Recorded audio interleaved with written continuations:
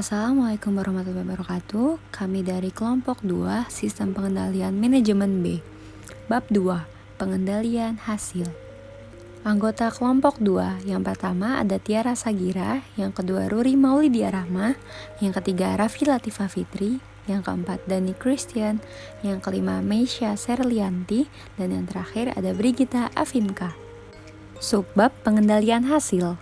Yang pertama ada kelaziman pengendalian hasil, yang kedua pengendalian hasil dan masalah pengendalian, yang ketiga elemen pengendalian hasil, yang keempat kondisi yang menentukan efektivitas pengendalian hasil, dan yang terakhir kesimpulan. 1. Kelaziman pengendalian hasil. Apa itu pengendalian hasil? Pengendalian hasil merupakan sistem pengendalian yang memfokuskan pada hasil dari suatu kegiatan untuk mencapai tujuan dari organisasi. Pengendalian hasil digunakan untuk mengendalikan perilaku karyawan pada berbagai tingkat organisasi. Agar lebih efektif, pengendalian membutuhkan implementasi desentralisasi organisasi. Kelemahan desentralisasi organisasi, yang pertama, 1. Resiko tidak terdeteksinya kecurangan manajer. Kedua, resiko biaya operasional yang tinggi. 3. Resiko terhadap reputasi perusahaan. Manfaat desentralisasi organisasi yaitu agar dapat lebih jelas dalam menilai kinerja tiap manajer divisi maupun karyawan. Selain desentralisasi, sistem insentif kinerja juga penting dalam penerapan pengendalian hasil. Materi selanjutnya yaitu tentang pengendalian hasil dan masalah pengendalian. Pengendalian hasil menyediakan beberapa manfaat tipe pencegahan. Hasil yang didefinisikan dengan baik akan memberi informasi pada karyawan apa yang diharapkan dari mereka dan mendorong mereka untuk melakukan tindakan dengan hasil yang diinginkan. Pengendalian hasil juga dapat menjadi efektif khususnya terkait dengan masalah motivasi. Pengaruh motivasi muncul khususnya ketika insentif untuk mendapatkan hasil yang diinginkan juga memajukan imbalan pribadi bagi karyawan sendiri.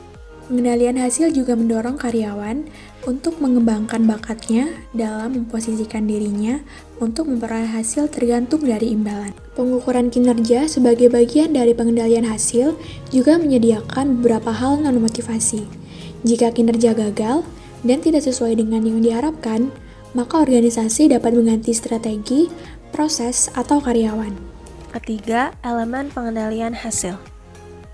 Implementasi dari pengendalian hasil melibatkan 4 tahapan yaitu: yang pertama, mendefinisikan dimensi kinerja. Mendefinisikan dimensi kinerja melibatkan keseimbangan tanggung jawab organisasi pada semua pemegang kepentingan. Mendefinisikan definisi kinerja yang benar adalah masalah yang kritis karena tujuan yang diatur dan ukuran yang dibuat membuat karyawan memahami hal apa saja yang penting untuk dilakukan. Karenanya, bukan hanya perusahaan yang perlu untuk menentukan apa yang diinginkan, namun juga harus memastikan bahwa pengukurannya mengenai dimensi kinerja yang diinginkan telah sesuai. Karena, jika tidak sesuai, pengendalian hasil mungkin cenderung mendorong karyawan untuk memproduksi hasil yang tidak diinginkan. Yang kedua, pengukuran kinerja. Pengukuran kinerja biasanya bervariasi pada seluruh level organisasi. Pada level yang lebih tinggi, sebagian besar hasil yang penting didefinisikan dalam dimensi keuangan. Pada tingkatan yang lebih rendah, biasanya akan dievaluasi dari pengukuran operasional, dan variasi keduanya menciptakan sebuah ketergantungan dalam hierarki manajemen. Tujuan utama manajer adalah mendefinisikan dengan pengukuran keuangan untuk mengkomunikasikan dengan para atasannya, terutama dalam hal keuangan, serta bawahannya dalam hal operasional. Jika manajer mengidentifikasikan lebih dari satu ukuran hasil yang diberikan kepada karyawan, mereka harus memberi bobot pada masing-masing pengukuran sehingga penilaian mengenai kinerja dalam tiap-tiap hasil dapat dikumpulkan dalam evaluasi yang menyeluruh. Pengaturan target kinerja.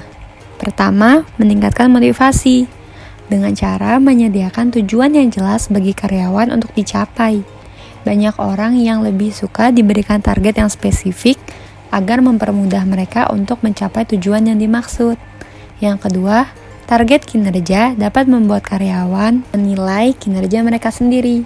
Orang tidak akan memberikan respon sebagai umpan balik kecuali mereka dapat menginterpretasikannya yang melibatkan perbandingan kinerja aktual relatif terhadap target.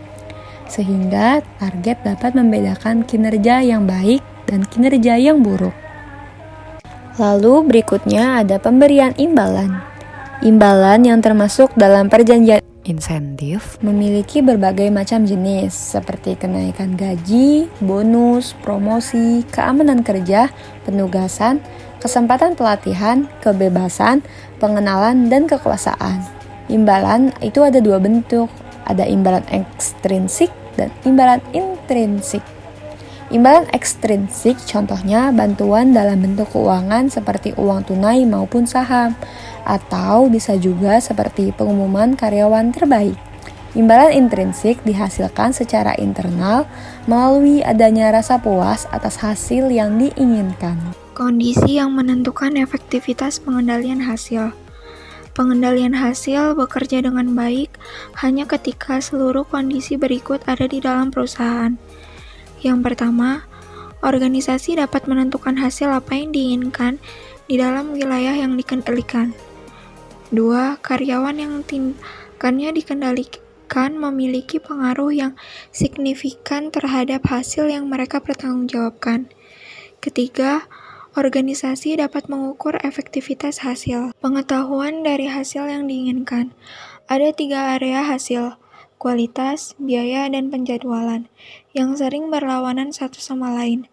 Dan tujuan organisasi secara keseluruhan adalah untuk memaksimalkan nilai pemegang saham yang tidak banyak memberi petunjuk dalam pembuatan dan pengorbanan. Pentingnya hasil dari masing-masing bagian mungkin akan bervariasi sepanjang waktu dan antar bagian dalam organisasi. Hal ini tergantung pada kebutuhan dan strategi yang berbeda. Contoh, sebuah perusahaan atau entitas kekurangan uang tunai mungkin ingin meminimalkan jumlah persediaan yang ada, dengan lebih mempertimbangkan untuk membuat penjadwalan sebagai pertimbangan yang dominan. Kemampuan untuk mempengaruhi hasil yang diinginkan atau pengendalian. Prinsip pengendalian adalah salah satu prinsip utama akuntansi pertanggungjawaban.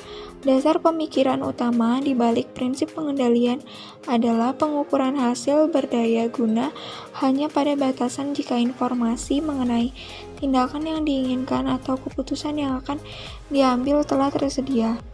Jika bagian hasil secara total tidak dapat dikendalikan, pengukuran hasil tidak mengungkapkan apapun mengenai tindakan apa atau keputusan apa yang diambil.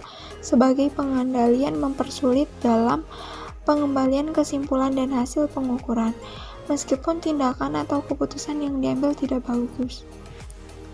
Kemampuan untuk mengukur efektivitas hasil yang dapat dikendalikan.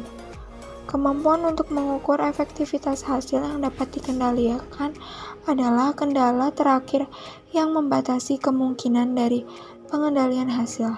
Jika pengukuran dapat dikatakan menjadi selaras dengan bidang hasil yang diinginkan, kemudian hal ini menjadi pengukuran pengendalian yang bagus untuk membangkitkan perilaku yang benar. Sebagai tambahan agar menjadi selaras dan terkendali, pengendalian hasil harus tepat, objektif, tepat waktu, dan mudah dipahami. Ketepatan. Ketepatan adalah tingkat di mana pengukuran yang diulang pada situasi yang hampir sama menunjukkan hasil yang sama. Jika hal ini terjadi, maka pengukuran dapat dikatakan reliable.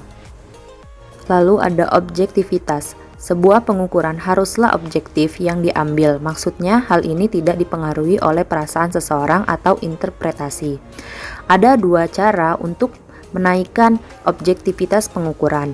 Alternatif pertama adalah memiliki pengukuran yang dilakukan oleh orang yang independen dalam proses, seperti orang pada pengendalian. Alternatif kedua adalah memiliki pengukuran yang dilakukan oleh pihak yang independen, seperti auditor. Selanjutnya, tepat waktu. Tepat waktu menjadi penting dalam pengukuran kualitas karena 2 alasan.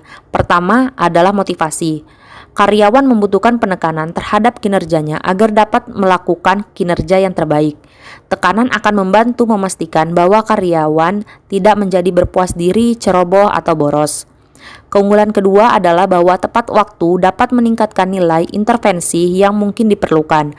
Jika masalah yang signifikan ada, tetapi pengukuran kinerja yang digunakan tidak tepat waktu, maka tidak mungkin untuk mengintervensi untuk memastikan penyebab masalah sebelum masalah itu menyebabkan lebih banyak kerugian.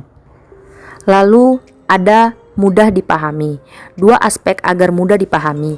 Yang pertama, karyawan perilakunya dikendalikan seharusnya memahami bahwa mereka harus bertanggung jawab terhadap apa yang mereka lakukan. Kedua, karyawan harus memahami apa yang harus mereka lakukan untuk mempengaruhi pengukuran, paling tidak dalam artian luas. Ketika karyawan memahami apa yang digambarkan oleh pengukuran, mereka diberdayakan untuk mengerjakan apa yang dapat mereka lakukan untuk dapat mempengaruhinya.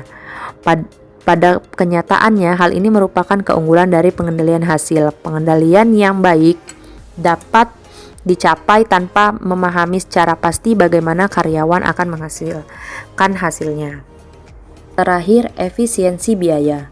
Akhirnya, pengukuran seharusnya juga menggunakan biaya secara efisien. Pengukuran mungkin memiliki kualitas yang sudah disebutkan sebelumnya, tetapi terlalu mahal untuk dikembangkan atau digunakan. Contohnya, ketika melibatkan pihak ketiga pada survei konsumen saat pengumpulan data. Hal ini berarti bahwa biaya melebihi manfaat. Ketika hal ini terjadi, perusahaan mungkin memerlukan alternatif penyelesaian lain dengan pengukuran yang lebih efisien dari sisi biaya. Kesimpulan, pada materi ini dapat kami simpulkan bahwa pengendalian hasil adalah sebuah bentuk pengendalian tidak langsung karena tidak secara eksplisit fokus pada tindakan atau keputusan yang dilakukan oleh karyawan. Akan tetapi, secara tidak langsung memberikan beberapa keunggulan penting. Pengendalian hasil seringkali tetap bisa efektif ketika tidak ada kejelasan tentang perilaku apa yang paling diinginkan. Selain itu, pengendalian hasil dapat menghasilkan pengendalian yang baik jika memberikan keleluasaan pada karyawan yang berada pada hierarki organisasi yang lebih tinggi, menilai dengan otonomi yang tinggi dan meresponnya dengan baik. Terima kasih atas perhatiannya, kurang lebih mohon maaf. Demikian akhir presentasi dari kelompok kami, semoga bermanfaat untuk kita semua. Kami akhiri, wassalamualaikum warahmatullahi wabarakatuh.